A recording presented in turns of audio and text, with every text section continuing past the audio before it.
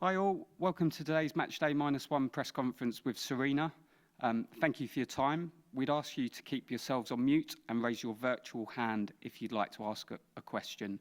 We do have a translation service for our friends in the Spanish media.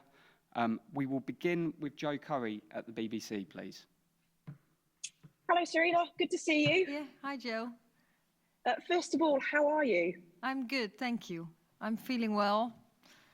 Actually ready to go, but still have to wait. How hopeful are you at this point that you will be leading the team out tomorrow night? Yeah, of course I'm very hopeful, but we'll see what happens. And we do know if I can't be there, I'll be around in another way. How did it work the last game? How did you stay in communication with the team? Were you on the phone? Was there an earpiece? How did it work? And will it be the same tomorrow? Yeah, we had a line, so I was in contact with the technical staff all the time during the game, watching the game, of course, from here. So we stayed connected all the time, and that's, if necessary, that's what we do tomorrow again. What was your analysis of the last match? Well, of course, again, a very good win, very energetic team. I think we played. We had to adapt to their shape. They did a little differently than they did before. But as soon as we got that right, we started to speed up the game, and they could keep up until around the 37, 38 minutes, and then from that moment we already dominated a little bit, but then even more. So we were really happy with this result. Yeah, everyone is still is fit, came fit out of the game. We've seen complete consistency from you when it comes to the team and tactics and the shape of the team. The matches, will it be the same again tomorrow? Yeah, well, I haven't. It's not tomorrow yet, but as I said before the last game, I don't expect too many changes, only when we think it's really necessary. And I think the whole team had done really well, so. I appreciate you probably having to spend more time in your room than you would like to at the moment. Are you watching a lot of Spain clips back to fill your time? Yeah, well, enough to do. So I'm still working. Yes, a little more from my room, but yes, it's you know, you've been at the Lansbury. There's a lot of space, so I could just get some fresh air, having walks, stay on distance with everyone. So and do the job and have some virtual, like we do now, had some virtual meetings with staff and. So yeah, we're still working. It's of course it's a lot better when you're doing it live and together. But we've learned the last 3 years that we can be efficient too in different ways. So that's what we're doing now. We just adapt to the situation. Thanks, Sarina. Fingers crossed we see you tomorrow night. Yes, thank you. Hopefully to see you. Hopefully I'll see you too. Thanks, Jay. We'll go to Anton at Sky Sports News, please. Hi, Sarina. It's really nice to see you. Look, you touched about the COVID situation for yourself personally, but obviously Hannah's tested positive today as well. So just how concerning is the COVID situation for you preparing for not just a huge game, but for a massive tournament? Yeah. Yeah, we of course we were aware. Before, like during our preparations, which started, of course, last year, months, we've always said, well, we don't know how things develop, and hopefully COVID's not around anymore. But if it's around, yeah, then we have to take measurements. That's what we do right now, and we're really aware. We're very careful. It's very invisible, but we're trying to stay in our bubble and do the right things, and hopefully we keep everyone fit. And when there is a positive, then we have to, yeah, again, be agile, creative, and continue with the ones who are fit. Yeah, you talk about the bubble. Have you had to increase the restrictions on the players, on the backroom staff? Yeah, we did. Situation changed, of course, because well, I got positive, and so we said, well, we you know, we're on this journey, and we want to do everything to be successful. So then you have to take action. So yes, we did some more strict measurements, and everyone understands. chatting to some of the players, they're fully aware of the COVID situation, but they admit their frustration that it's having an impact. They're having to think about it. I mean, what the players sort of doing, especially when they find out, they've been positive and they've got to leave, they've got to go into isolation.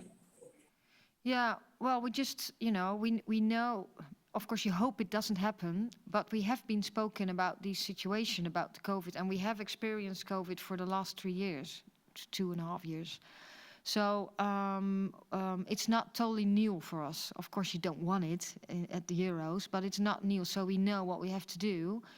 And what we mostly have to do is stay calm with the ones who are just who can play and who didn't test positive, and continue what we're doing, and that's now preparing for Spain and playing the best game we can. Finally, on Spain, they started the tournament as the favourites. Now you're the favourites, but just how good is this Spain team? Yeah, I think there are a couple of teams the favourites, so I don't think that has changed a lot over the group stage.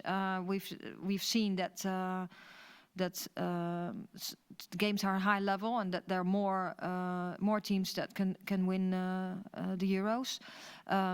Of course, they missed two key players, Hermoso Putellas. I still think they have a very good team and they're very tight on the ball. But we've also seen in the last games that they have some vulnerability. So absolutely, it's going to be a top game tomorrow. And I hope that, of course, will be successful. Thanks, Sarina. You're welcome. Thanks, Anton. We'll go to Matt Dunn at the Daily Express, please. Hi, Sarina. Hi. When you were safely out of the building against Northern Ireland, the Northern Ireland manager, Kenny Shields, said it would be a massive failure if England didn't win because your team was that good and that everybody else should just go home. I just wondered, how big a burden of expectation is that to carry, and how do you respond to comments like that? The sponsor of who?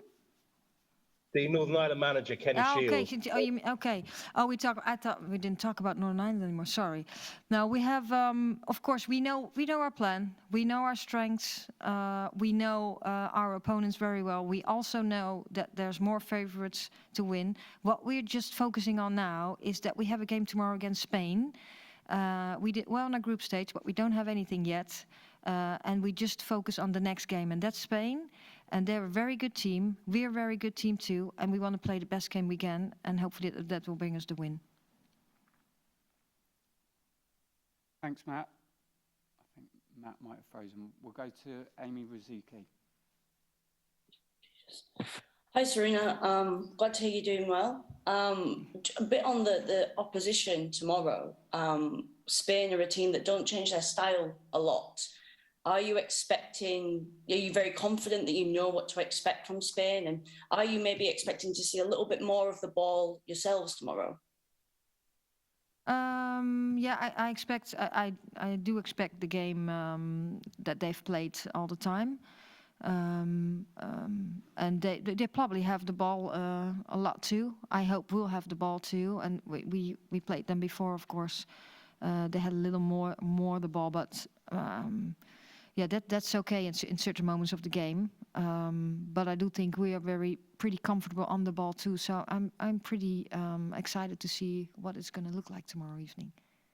Even if you don't have as much of the ball as you'd like, does it help that you have so many good players on the counter? You've got great wingers that if you don't have a lot of the ball, it's okay because you're going to get so many chances on the counter.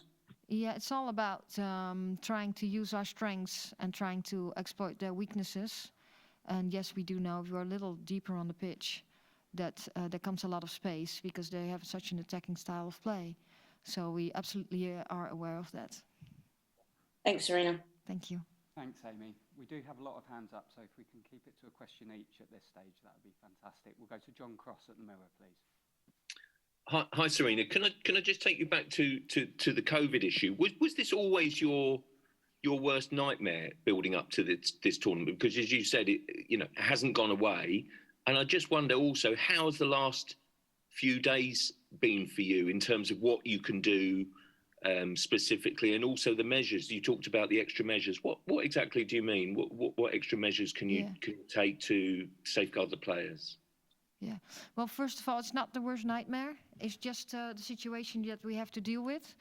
And we, as I said before, we months ago, we know what could we expect, what things can we could develop during a tournament, on pitch and off pitch, and this is one of them. So we have set everything in place. So, and unfortunately, we already practiced one moment that I wasn't around. So then we already practiced that a little bit in our pre-camps. But now I am around and I'm still doing my job. Only, yes, a little, well, it looks a little further away, but I'm actually really close because I'm just doing my job and things virtually or outside on a big distance and a mask. So yes, we just deal with the situation. And yeah, it's very unfortunate. You don't want this. But as we, yeah, of course, no one ever wanted COVID. It's just something that we have to deal with and being agile and flexible. So sorry, can I just check?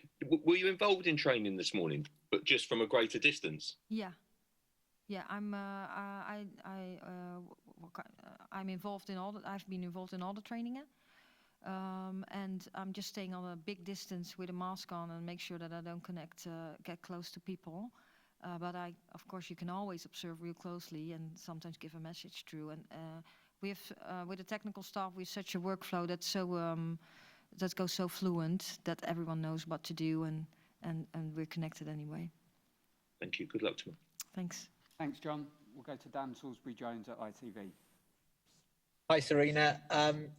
Just a quick one on pressure. Obviously, coming into the tournament, there was a lot of talk about pressure, but the team managed to deal with that incredibly well. What difference is there now there are no second chances?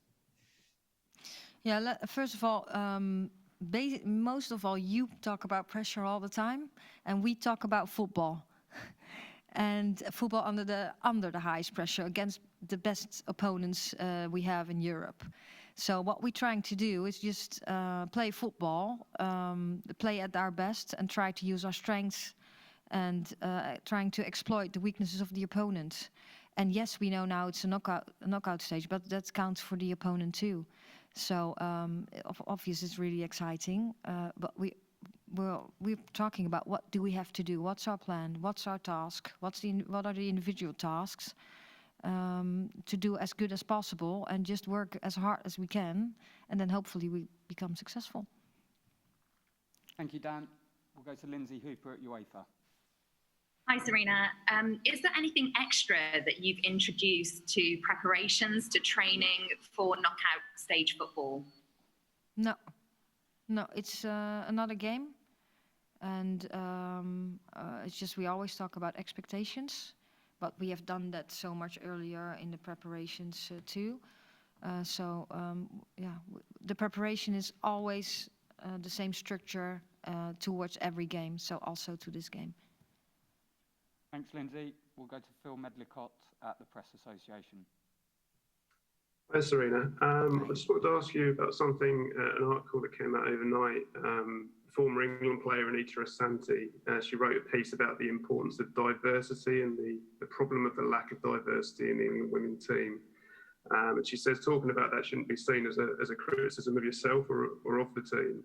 But she talks about issues relating to the player pathway system in English women's football and other things. I just wondered if there was any kind of reaction, anything you want to say about that situation. Yeah, I think football needs inclusion and diversity. So absolutely that everyone who wants to play football or wants to be involved in football on whatever position, play the game or do something else, should be welcome. I think I know the FA has set things in place, has set strategies in place to enforce or empower that, to get more diversity in the game. So that's something for the longer term. So I hope in the longer term we get more diversity also in the national team. I think for now, as you said, for me, I don't care whether it's black, white, everyone knows that. I just pick the players that I think are the best to perform at the best level. That's short term. But hopefully in the future there's more diversity. Thanks for that. And also just very quickly to check, as you said, Hannah Hampton, the only player unavailable for tomorrow. Everybody else is available, correct? Yeah, everyone is available. Yeah. Cheers. Thanks. Thanks. Thank you, Phil. We'll go to Matt Pearson, please. Hi, Sarina. Just a quick one on Beth Mead. She's obviously sort of in record-breaking form, top scorer, first player to score 5 in a group stage. How sort of important has she become in this tournament, and how much has she improved since you took charge? Yeah, I think I think first of all she feels really well. You can tell she's really happy. She feels really well. She's very energetic, and most of all, she plays very well and she scores goals. So she's really eager in front of the goal. But also the things we spoke about, some little details in possession, out of possession. She has worked really hard on that, like every other player does. And yes, so she's done a tremendous job. She has been competing with lots of players over the season. But she has showed up all the time and doing a great job. So I hope tomorrow the team will do a good job and include Beth Mead. Thank you. Thank you, Matt. We will go to Natalie Perks at the BBC, please. Hi, Sarina. Your players hit a record in the group stages in terms of goals scored, and you haven't conceded a goal yet. But what do you think is going to be the key component for them tomorrow? And is patience going to be quite important for those periods without the ball? Yeah, I think. I think tomorrow the most important thing is that we bring our level, that we play our game, and that we play our best game. That's the most important thing. And then, whatever occurs in the game, that we stick with what we spoke about, how we want to play. I think we can do that really well. We practice a little bit on it too, what we can expect from Spain and how we want to approach that, how we want to bring our best game against an opponent like Spain. And I just hope that will work. And yes, at some moments we will have to be a little patient. I think at some moments we need to speed up the game, especially in the transition moments, to harm them. And hopefully that will work. Thank you, Natalie. We've got time for 2 more questions. We'll take the first from Luke Edwards at the Daily Telegraph, please. Hi, Sarina. First of all, it's lovely to see you looking so well and fit. Yes, I am fit. What was the worst of the symptoms that you had, and what are the extra measures that you've taken to protect the bubble, as it were? My symptom, well, I just had, I wasn't too bad actually. I had just a little temperature and a little coughing, but not too bad. So that was it. And yeah, the measurement, we're just trying to make the bubble more tight. Right. Be more, yeah, and everyone, so get less people into our bubble. And if people come into our bubble, we already did that actually, they have to test before they come in. And of course, everyone has to take responsibility too. So if everyone who doesn't feel well needs to tell, because we really want to stop getting positives. Thank you. Good luck tomorrow night. Thank you. Thanks, Luke. We will finish with Eline Dezou from NOS. Hi, Sarina. Hello. We're here in the car, so I hope you can hear us right. Yes. We were just wondering, how are you dealing with the heat right now? Because everybody in England is talking about the heat, we feel like. Yeah. Yeah, we had 2 sessions, so yesterday and today, and those 2 days are the most warm. We just trained a little earlier than we normally do. And we have things all set in place. So we do some things like getting some cold, that's hard to explain in English, some cold things, and you know, just to keep the temperature down with the players.